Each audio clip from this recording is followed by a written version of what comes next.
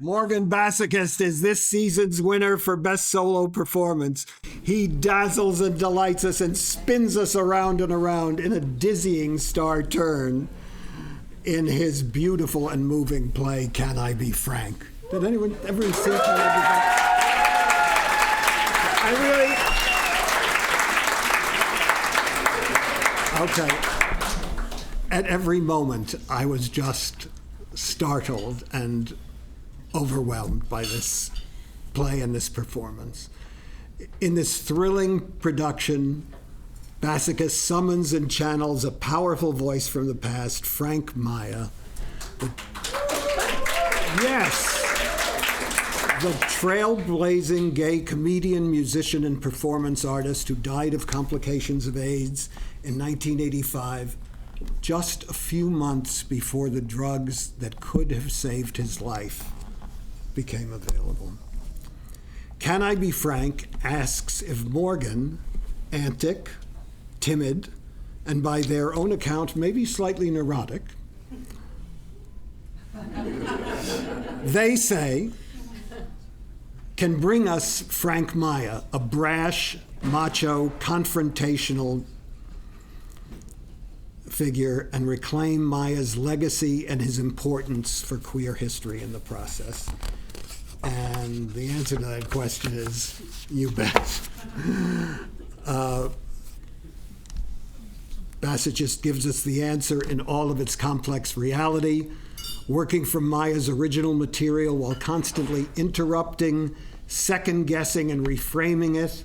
They deliver a performance that's deeply irreverent and profoundly moving.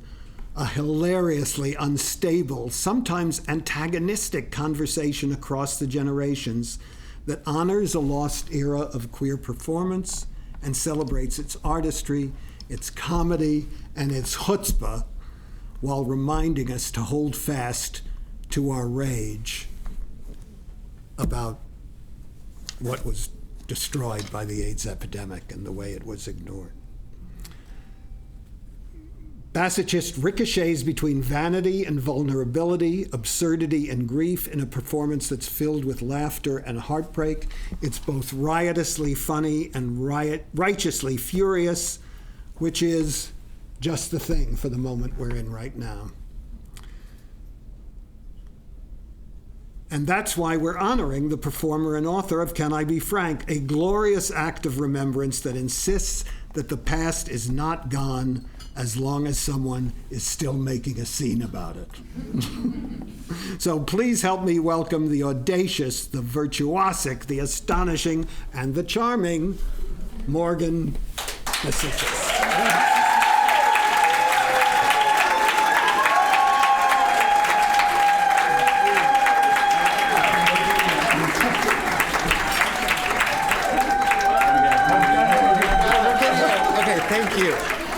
Thank you. Thank you. Okay, put that down. Okay. Okay. We'll take care of it. Okay. Hey. Thank you for that beautiful introduction. This is really a big honor for me and for our entire team. The idea of a solo, if anyone who's ever worked on a solo knows, is really a misnomer, because there's no such thing as a one-person performance.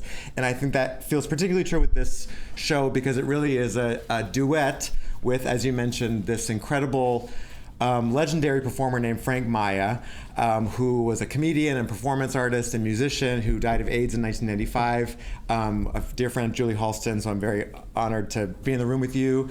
Like so many artists who died of AIDS, I never heard his name. And we know that forgetting is not a coincidence, but a structural amnesia.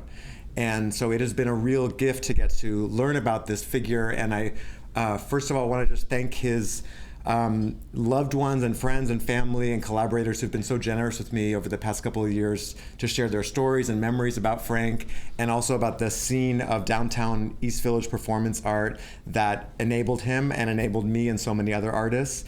The show that I'm revisiting of his was from 1987 at La Mama, and just deep gratitude to the constellation of venues and arts workers at the Kitchen and PS 122 and La Mama who gave Frank opportunities and have given me opportunities. and want to thank just deeply the entire team that made Can I Be Frank? First and foremost, the up-and-coming director, Sam Pinkleton. I think he's got a bright future. And our assistant director, Keedian, and our amazing producers, Mike Lavoie and Carly Briglia, who just like, the word producer feels like an understatement of the deep collaboration that you all have gifted us, and the entire team. I have to say some names, okay? Let's just say some names. Liv and Libby, obsessed with you from Mike and Carly Productions. Our Gloria Gomez, our stage manager. AJ, Malone, Zeno, our production associates, my managers, Kayla and Brittany. So just deep gratitude to you all, and then real deep gratitude to everyone who's come to see the show. This show is a thank you letter to everyone who is resisting the state-sanctioned premature death of communities that are marked as disposable.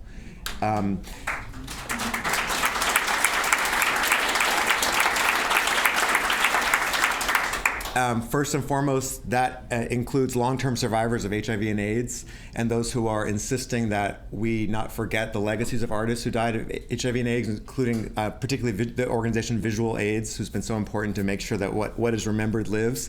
And also everyone who has been on the front lines of resisting fascism and genocide, and all the ways in which communities that are marked disposable are being killed in front of our eyes and with our tax dollars, whether that's trans communities here, whether that's the people who are locked up at Delaney Hall, whether that's the people of Palestine and Lebanon and Iran, whether it's people with AIDS right now whose funding is under attack. So deep gratitude to everyone who's come.